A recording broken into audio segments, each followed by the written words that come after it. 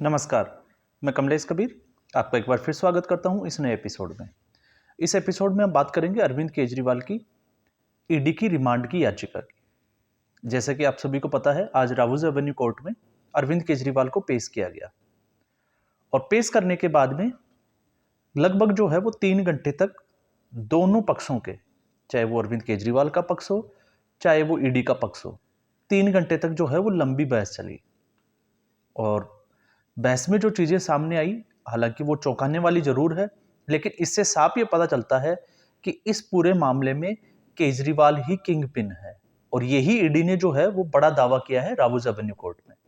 ED की तरफ से पेश हुए सॉलिसिटर जनरल एसवी राजू और अरविंद केजरीवाल की तरफ से पेश हुए अभिषेक मनु सिंघवी। वैसे अभिषेक मनु सिंघवी जो है वो कांग्रेस के बड़े नेता है। इस बार जो है उनको बलि का बकरा बनाया गया था। हिमाचल प्रदेश से राज्यसभा का टिकट दिया और राज्यसभा में वो चुनाव हार गए। अब आपने देखा होगा कि अभिषेक मनु सिंघवी आजकल जो है वो बड़े मुद्दों की पैरवी जो है वो करते हुए नजर आते हैं। और उन्होंने जो जगह ली है वो ली है कपिल सिब्बल की। कपिल सिब्बल अब उनको जो है वो कोई ज्यादा ऐसे कोई बड़े मुद्दे जो है वो मिलते हुए दिखाई नहीं देते। और उसकी बड़ी वजह यह है कि बहुत सारे मुद्दों में जो है उनको हार का सामना देखना पड़ा। और आजकल वो जो है वो द वायर जो एक सोशल मीडिया प्लेटफॉर्म पे एक चैनल है, उस पे वो एंकरिंग करते हुए नजर आते हैं, इंटरव्यू वगैरह लेते हैं। तो उसके बाद में अब जो है वो सुप्रीम कोर्ट के बड़े वकील माने जाते हैं अभिषेक मनु सिंघवी। और अभिषेक मनु सिंघवी के साथ में 2 और वकीलों का जो पैनल था वो अरविंद केजरीवाल की पैरवी कर रहा था। लेकिन इंटरेस्टिंग ये था कि ईडी ने जो साक्ष्य कोर्ट के सामने रखे, उससे जो है वो अगर हम एक बार में नजर डालते हैं तो उसमें जो है वो अरविंद केजरीवाल के खिलाफ सबूत जो है वो बड़े अपनी दावेदारी पेश करते हैं। कैसे, उसमें ईडी ने क्या क्या चीजें जो है वो कोर्ट के सामने रखी, हम पहले उसी की बात कर लेते हैं। ईडी ने जो है सबसे पहले विजय नायर, ईडी ने यह साबित करने की कोशिश की कि विजय नायर जो है वो अरविंद केजरीवाल का खास व्यक्ति था। और केजरीवाल ने जो है एक मंत्री अपने घर, उनके सीएम आवास के पास में एक मंत्री थे, उनके घर में वो रहता था। और विजय नायर जो है उसके बारे में अरविंद केजरीवाल ने साउथ लॉबी से कहा कि ये मेरा जो है वो खास परिचित जो है वो व्यक्ति है, अपना ही बंदा है, तो आप इससे जो है वो सारी चीजें ये मैनेज कर लेगा। तो एक ये बड़ा जो है वो सबूत और साक्ष्य जो है वो पेश करने की कोशिश की। दूसरा, ईडी ने साफ तौर पे, आपको पता होगा राघव मंगूटा, और ईडी ने एक साक्ष्य और पेश किया कि उनके जो पिताश्री है, जो एमपी भी हैं, वो दिल्ली आते हैं और दिल्ली आकर जो है वो अरविंद केजरीवाल से मुलाकात करते हैं। और उस मुलाकात का कारण होता है दिल्ली सरकार का एक एडवर्टाइजमेंट, जिसमें एक्साइज पॉलिसी को लेकर जो है वो एक एडवर्टाइज दिया गया था, विज्ञापन दिया गया था।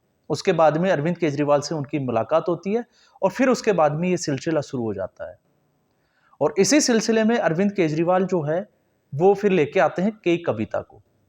तो के कविता जो है वो, जिसको कहे कि उगाही का काम करने का जो काम था, वो के कविता को दिया गया था। और के कविता नहीं, आगे जो है राघव मंगूटा को जो है वो ये बात सामने आई कि 100 करोड़ रुपए जो है वो अरविंद केजरीवाल या आम आदमी पार्टी तक पहुंचाना है। ये ईडी ने कोर्ट में अपनी तरफ से जो रखे, वो साक्ष्य की बात कर रहे हैं हम। उसके बाद में जो है वो पैसे की जो है वो व्यवस्था भी की गई, जिसमें लगभग ये बात जो सामने आई वो ये हुई कि गोवा के चुनाव में जो है वो लगभग हवाला के जरिए 45 करोड़ रुपए जो है वो पहुंचाए गए। और ये 4 अलग अलग रास्तों से पहुंचाए गए। और इनके पीछे जो है वो साउथ की लॉबी, क्योंकि साउथ की जो लॉबी है वो लिक्कर, ये सारे जो है वो लिक्कर का काम करते हैं, जिसमें राघव मंगूटा, जो श्रीनिवासन पल्लू रेड्डी जो है उनके बेटे हैं, उनकी अपनी एक कंपनी है। तो वो जो है अपना कारोबार दिल्ली में भी जो है वो स्टार्ट करना चाह रहे थे, क्योंकि साउथ इंडिया में उनका जो है वो कारोबार बड़ा फैला हुआ है। अब उसके बाद में ये एक्साइज जो पॉलिसी है, पहले जो है वो कुछ और होती है, और उसके बाद में जो है वो विजय नायर की एंट्री के बाद में ये पॉलिसी जो है वो बदल दी जाती है। ये मार्च 16-17 मार्च जो है 2021 उसकी बात चल रही है। और उसके बाद में एक नई एक्साइज पॉलिसी बनाई जाती है, जिसका आपको पता होगा सी अरविंद जो मुख्य अधिकारी रहे, उन्होंने भी इसका जो है वो सबसे पहले जो है वो खुलासा किया था। और उसके बाद में जो कमीशन था 6%, उसको बढ़ा के जो है वो 12% कर दिया जाता है। और इसमें अब ईडी ने जो साक्ष्य पेश किए, उसमें ईडी ने कहा कि 100 करोड़ रुपए जो है वो हवाला के आए, लेकिन इसमें मुनाफे के तौर पे जो है वो 600 करोड़ रुपए का मुनाफा हुआ। तो ये लगभग जो घोटाला है वो 600 करोड़ रुपए का हो जाता है। तो ये ईडी ने जो है वो अपनी तरफ से कोर्ट में साक्ष्य। इसके अलावा ईडी ने जो है वो व्हाट्सएप की चैट भी जो है वो ईडी कोर्ट के सामने रखी, राउज एवेन्यू कोर्ट में।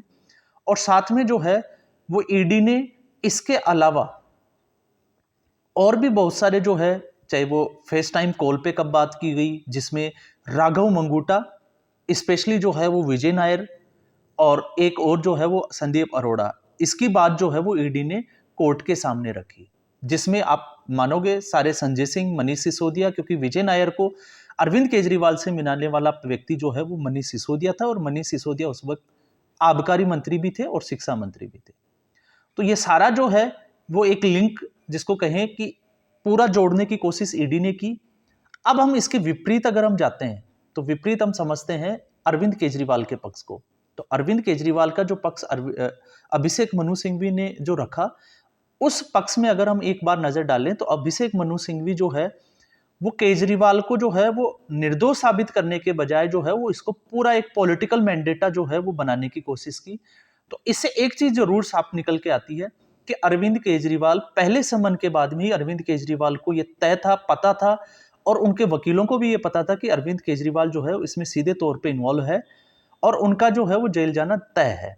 लेकिन इसको पॉलिटिकल मैंडेटा कैसे बनाया जाए, तो इसको जो है वो चुनावों के नजदीक कैसे लिया जाए, इसलिए बार बार जो है वो ईडी के समन स्किप किए गए। ये एक बड़ी वजह जो है इस पूरे आकलन में ये साफ साफ नजर आ रही है। और उसके बाद में आपने देखा होगा कि कोर्ट जाने का काम जो है वो अरविंद केजरीवाल करते हैं, और अरविंद केजरीवाल ने एक दलील भी रखी थी कि वो 12 मार्च के बाद में जो है वो ईडी के सवालों का जवाब देंगे, लेकिन वीडियो कॉन्फ्रेंसिंग के जरिए। उसके बाद में जो है उनको समन दिया जाता है, नौवां समन 21 मार्च की तारीख, और 21 मार्च को ईडी जाने के बजाय केजरीवाल जो है वो कोर्ट पहुंच जाते हैं, और कोर्ट जो है उनको संरक्षण देने के लिए जो इनकार कर देता है, और उसके बाद में ईडी उनके घर पहुंच जाती है। लेकिन यहाँ पे एक बड़ा चौंकाने वाला खुलासा ये भी है ईडी की तरफ से कि जब ईडी जो है वो केजरीवाल के घर पहुंचती है तो केजरीवाल के घर से 150 पन्नों के एक कुछ दस्तावेज मिले हैं जो बड़े सनसनीखेज है। उस पर हम पूरे एक वीडियो में जो है वो डिस्कस करेंगे, जिसमें ईडी के जो मेन जो डायरेक्टर्स जो हैं, जो इस पूरे मामले को देख रहे हैं, उनकी पूरा, जिसको कहें कि एक रेकी करने का सिस्टम, कि उनका परिवार, उनका क्या काम है, वो कहाँ जाते हैं, सारा कुछ जो है, जिसको हम कहें कि सीक्रेट फाइल के तौर पे जो है उनकी जासूसी करने का आरोप अरविंद केजरीवाल पे लगा है। अब उनका मकसद क्या था वो अब धीरे धीरे सामने आएगा। तो ईडी ने जो रिमांड की जो 10 दिन की जो रिमांड रखी, उसके अगर हम बात करें तो उसके पीछे का कारण यह है कि ईडी चाहती है कि अरविंद केजरीवाल का जो दूसरे जो गवाह है उनसे आमना सामना कराया जाए। जबकि अभिषेक मनु सिंघवी ने जो इसकी दलील दी वो ये थी कि सरकारी गवाह जो है वो शून्य साबित हो जाते हैं, उनका कोई महत्व नहीं रह जाता।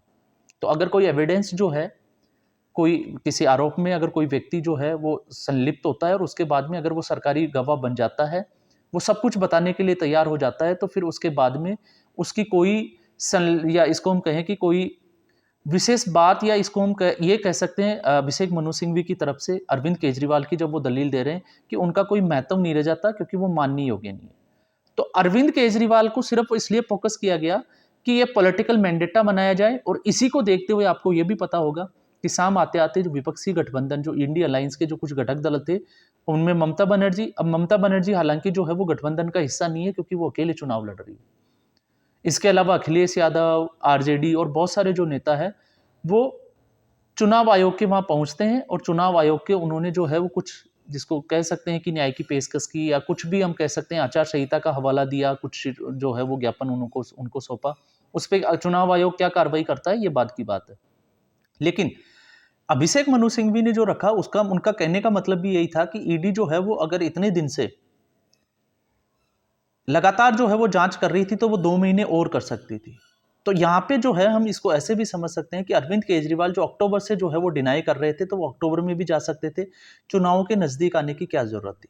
तो ये सारा जो है वो अगर वैसे देखें इस पूरे मामले में जो उनकी तरफ से जो दलीलें दी गई, तो इससे ये लगता है कि अरविंद केजरीवाल को अच्छे से पता था और अरविंद केजरीवाल खुद ये चाहते थे कि ये मामला जो है वो चुनाव तक लंबा खींचे और चुनावों में इसका जो है वो फायदा उठाया जाए। और अब यही एक कोशिश है। आपको पता होगा आज पूरे दिन जो है वो आम आदमी पार्टी की तरफ से हर राज्य में जो है वो लगभग प्रदर्शन किए गए, जिसमें मुख्य केंद्र रहा दिल्ली, इसके अलावा भुज, गोवा, साथ में हम बात करेंगे केरल और पंजाब। तो इन राज्यों में जो है वो प्रदर्शन किया गया और अब जो है वो एक ऐलान भी किया गया कि 26 तारीख को जो है वो प्रधानमंत्री आवास का घेराव किया जाएगा आम आदमी पार्टी के नेताओं के द्वारा। तो ओवरऑल अगर हम देखें तो अरविंद केजरीवाल की संलिप्तता जो है वो इस पूरे मैटर में जो है वो साफ दिखाई देती है। रिमांड भी जो है वो अरविंद केजरीवाल की ईडी को मिलेगी। हाँ, ये नहीं कह सकते कि 10 दिन की मिलेगी, क्योंकि अभी तक जो है वो कोई फैसला इस पे आया नहीं है। फैसला सुरक्षित रख लिया गया है, लेकिन 10 दिन नहीं तो 7 से 8 दिन का जो है वो माना जा रहा है कि इतने दिन की जो है वो अरविंद केजरीवाल को रिमांड मिलेगी। और अरविंद केजरीवाल को अगर रिमांड दे दी जाती है तो फिर उसके बाद में आम आदमी पार्टी का क्या होगा और आने वाले दिनों में जो है वो क्या-क्या घटनाएं होगी, वो हमें देखना जो है वो बाद में पता चलेगा। लेकिन इसमें बड़ी अहम बात यह है कि अगर अरविंद केजरीवाल की रिमांड दे दी जाती है तो इसके बाद में एक और इंटरेस्टिंग चीज हो जाती है कि सुप्रीम कोर्ट से आज जो उन्होंने याचिका विड्रॉ की, तो इसके बाद में ये सुप्रीम कोर्ट का रुख करेंगे और सुप्रीम कोर्ट से एक बार अगर ये कैंसिल हो जाता है तो फिर यही हाल जो संजय सिंह और मनीष सिसोदिया का हमने देखा कि पिछले 1-1.5 साल होने को आ गया, मनीष सिसोदिया उनको जमानत नहीं मिली और संजय सिंह पिछले 4.5 महीने से जो है वो जेल में बंद है। बार बार वो सुप्रीम कोर्ट तक जो है वो अपनी याचिकाएं लेके जा रहे हैं, जमानती याचिकाएं, सुधार याचिकाएं जो है वो मनीष सिसोदिया की तरफ से दी गई, लेकिन उनमें अभी तक जो है वो बेल दी नहीं गई। और पीएमएलए एक्ट अगर हम इसकी बात करें तो इसमें एक बार कोई व्यक्ति अगर जेल चला जाता है तो उसको बहुत आसानी से जो है वो बेल मिलना बहुत मुश्किल है।